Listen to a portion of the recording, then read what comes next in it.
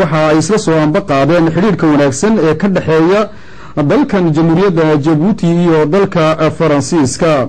wasiirka u qaabilsan iskaashiga wasaaradda arrimaha dibadda ee dalka Faransiiska Monsieur Harry ayaa soo gaadhay caasimadda Djibouti Saaka isagoo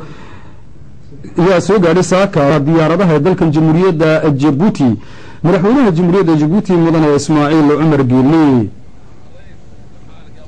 madaxweynaha Suudaan Umar Xasan al-Bashiir ayaa u yimid si uu uga qayb qaato xafladda Britoole lagu caleemo saarayo madaxweynaha jamhuuriyadda Djibouti.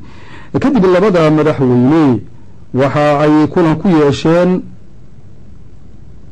dalka marti sharafeedka ku yaala garoonka caalamiga ee dalkan jamhuuriyadda Djibouti. kadib markii halkaasi lagu garaacay astaanta labada calan.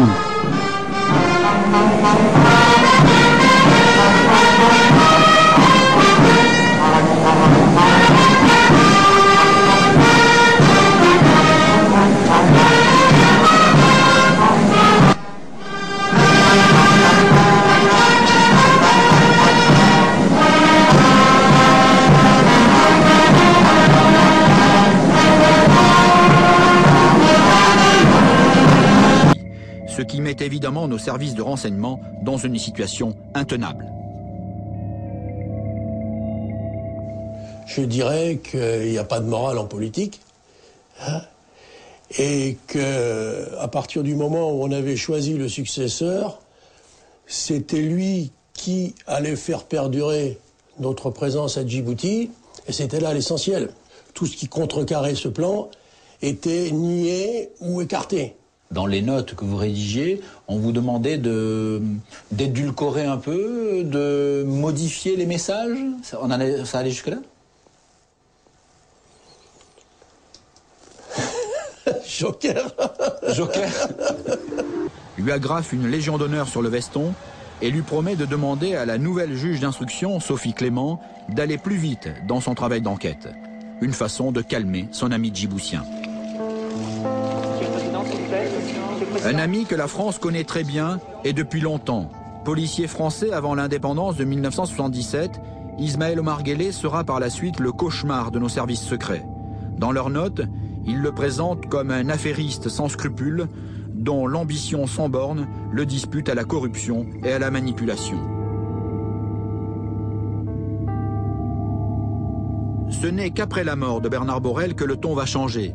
Ismaël Omar Guelleh devient soudain respectable, il est paré de toutes les vertus et il sera soutenu par la France jusqu'à son élection à la présidence de la République en 1999 et toujours depuis. L'affaire de la défense et de l'intérieur, c'est la diplomatie française qui va se mêler de l'affaire Borrell. En particulier, la sulfureuse cellule africaine de l'Élysée. Créée en 1960 par Jacques Foccart, la cellule africaine sera accusée de tous les maux. Coup d'État fomenté depuis Paris, détournement d'argent pour le financement de partis politiques. Depuis plus de 40 ans, c'est au numéro 2 rue de l'Élysée que se font et se défont les régimes de nos anciennes colonies. En 2002, Michel de Bonnecorse prend la direction de la cellule Afrique. Cet énarque est un autre ami de 30 ans de Jacques Chirac. En 2005, une rumeur tenace laisse entendre que M. de Bonnecorse tenterait de persuader les journalistes du suicide de Bernard Borrell. Ce fut le cas de Brigitte Vital-Durand, journaliste à Libération. Invitée à passer aux 2 rues de l'Élysée, elle est reçue par Michel de Bonnecorse et découvre avec étonnement qu'il possède une partie du dossier judiciaire sur l'affaire Borrell.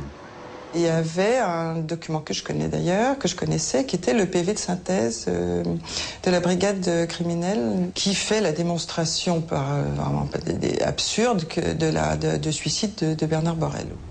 Au début, il semblait qu'il voulait alerter Libération, qu'elle est dans le mauvais sens, que Libération, les papiers que je faisais, allaient tous dans le sens de l'assassinat et que je me trompais. Il avait une mission de réorienter la presse dans une autre direction. Les efforts qu'ont fait certaines autorités, à la fois judiciaires et au niveau du gouvernement, pour dissimuler cet assassinat sont colossaux. Jusqu'au bout, je pense qu'ils essayeront de dissimuler l'assassinat. La bienveillance de la France vis-à-vis d'Ismaël Omar Guelleh ne s'arrêtera pas là, puisqu'elle ira jusqu'à fermer les yeux sur les relations étranges du président djiboutien avec les islamistes radicaux de la région. Nous nous sommes procurés ces documents émanant de la piscine, autrement dit la DGSE. Des notes inconnues jusqu'ici datées de 2000 et 2001 et qui révèlent la présence à Djibouti de membres connus d'Al-Qaïda et l'accueil dont ils bénéficient. Ce qui est troublant, c'est que nous savons aussi que les services français ont parfaitement connaissance du fait que Djibouti est une base arrière qui accueille des islamistes terroristes qui vont réaliser un certain nombre d'attentats anti-occidentaux et anti-français. Il y a des notes qui en attestent. Il y a des notes qui en attestent, et l'implication personnelle d'Ismaël Omar Guelleh comme étant accueillant envers ces mouvements terroristes est avérée. Ce rôle trouble joué par Ismaël Omar Guelleh n'est pas nouveau. Alors qu'il est chef de cabinet du président de la République de Djibouti en 1995, il reçoit au sein même du palais présidentiel un certain Aynan al-Zawahiri, qui deviendra l'idéologue de la nébuleuse Al-Qaïda. Jusqu'ici, la France n'a pas réagi. Si récemment les Américains ont dit ouvertement leurs soupçons, les Français se taisent alors que tout ce qui se passe à Djibouti...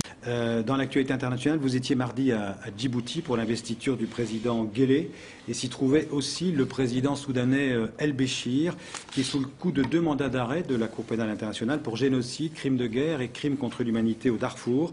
Monsieur le ministre, est-ce que le gouvernement français ignorait, au moment où vous êtes allé représenter le gouvernement à Djibouti, la présence du président soudanais El-Béchir ? Alors d'abord, il faut savoir que le gouvernement français avait interrogé les autorités djiboutiennes pour savoir quels étaient les invités, non pas par curiosité, mais pour savoir si le président El-Béchir y était. Et la réponse qui nous a été faite ne pouvait pas laisser penser qu'il était effectivement présent. Donc vous ne saviez pas au moment où vous êtes arrivé à Djibouti? Au moment où, non pas où je suis arrivé à Djibouti, mais au moment où je suis arrivé au dîner donné par le président de Djibouti la veille de la cérémonie de son investiture, je ne le savais pas.